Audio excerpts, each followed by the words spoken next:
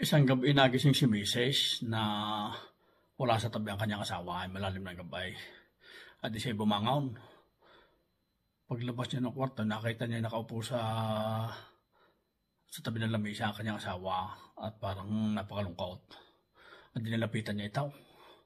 Sabi, abay, mahal, ba't hindi pa natulog? Ba't ka na riyan? Sumagot ang maestro, sabi, naalala mo ka, 20 taon na nakakadaan. Tayo nagde-date pa. Sabi, oo, naalala ko. Naalala mo ganong ikidisisis pa lang yata noon na tayo nahuli ng iyong amang naglalampungan. Sabi, oo, tanda-tanda ko yun, hindi ko makakalimutan yun. Sabi nung lalaki, ay tanda mo nung sabi ng iyong ama ay pakasalan kita at kung hindi ako ipakukulong niya ng 20 taon. Sabi, oo ako, tanda ko rin yun. Sabi ulit ng lalaki, hindi naisip ko lang, sana ako'y laya na ngayon ay.